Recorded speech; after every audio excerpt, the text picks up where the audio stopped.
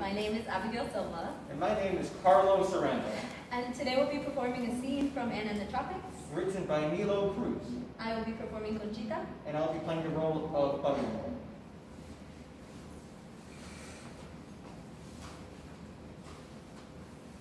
So breathe, get into character.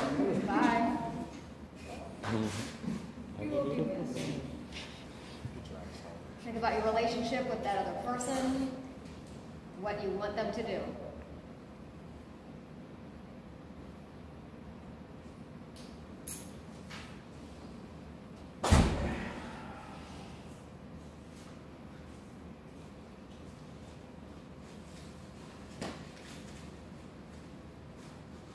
Your father in trouble again, and that's why. How much did you lose this time?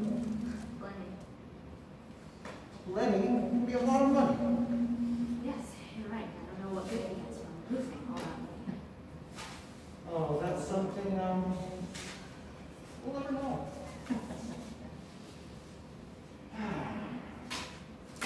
And how do you like the novel that Paul Mooney is reading us? Thank you very much. Does it make you feel uncomfortable? Why would it make me feel uncomfortable? The part about the lover? It seems like in every novel, there's always a love affair. And do you ever think about everything that's happening between Ana Karina and her husband? I do, but I... So what goes through your mind when you listen to the story?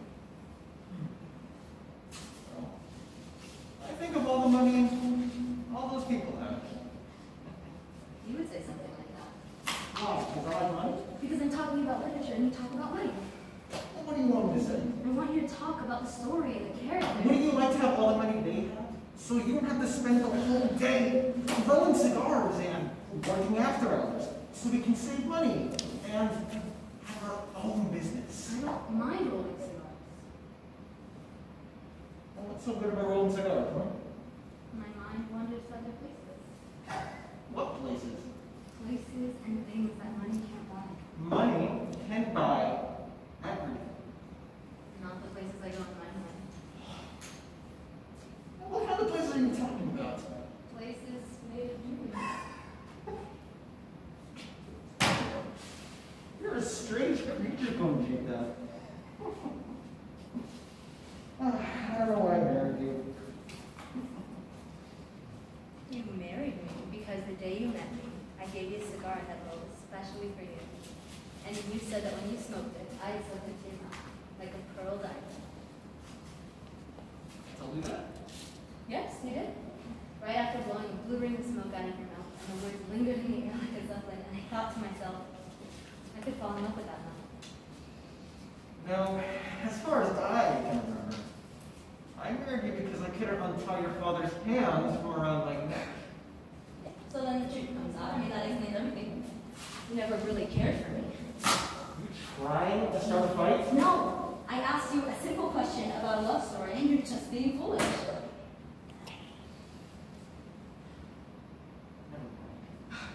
You don't care about anything, do you? I mean, when you're reading a book by Jose Marti or Shakespeare or anybody, and it just goes right in one ear and out the other, doesn't it? I pay attention to what he reads. I just don't take everything to heart the way you do. Well, you should. You remember the part of the book in which Ana Karina's husband is suspicious of her having an affair with Vronsky? Remember when he paces the room like a lost animal? I know what you're getting at. Just want to have a civilized conversation the same way the characters do in the novel.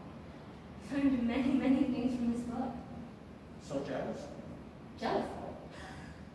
For Anna's husband, jealousy is base and almost animalistic, and he's right.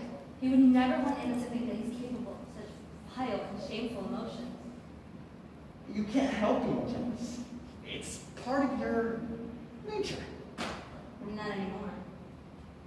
Well, that's a change.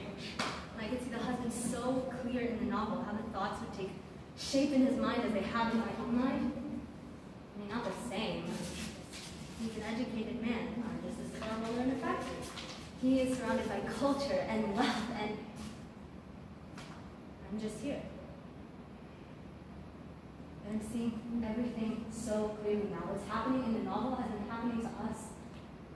No, don't look at me that way. You might not want to admit it. But this, it's us. Except I'm more like the husband. So what does that make me then, huh? I'm not Karenina. You are the one who has the secret love, no? Ah, let's go home. I can't move. That's exactly what Anna said when the husband confronted her about her lover. It's late, let's go home, I can't work like this. I think you're taking this a little too far. Huh? Have you ever heard the voice of someone who's deaf? It's crude and it's ancient because it doesn't know if anybody hears it, and it doesn't even hear itself. And sometimes that's how I want to have a conversation with you. Like that. So I can just talk and say everything that comes to mind and shout like a shell that shouts at the voice of the sea. And it doesn't care if anybody ever hears it. That's how I want to speak to you and ask you things. Well, what sort of things do you want to ask me? What do you want to know? Things that you wouldn't tell me, afraid I might not understand. Like what? Like what she's like. Let's go home. What does she do to make you happy? I think we should go home. You think we should go home and go to sleep? I don't want to talk about these things anymore. Why? Because I don't want to talk about these things anymore!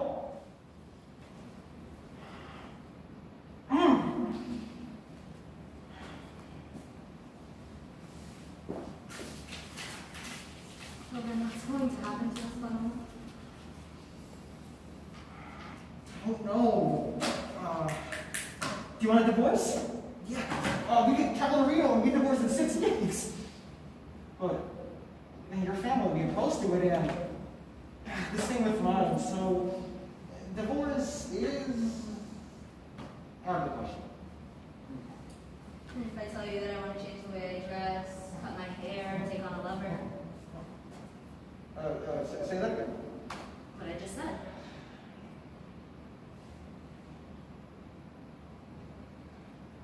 Do you want to have a lover? Yes, like you do. I've been voicing. I have the same right as you do. This book will be the end of us. Don't you think we've already come to an end? No. You don't make love to me like you used to. Well, you and I, we. Anna said something in the novel, and I keep repeating it to myself. There are as many minds as there are heads, and there are as many kinds of love as there are hearts. I can try to love you in a different way, I can do that. And we should try to do the same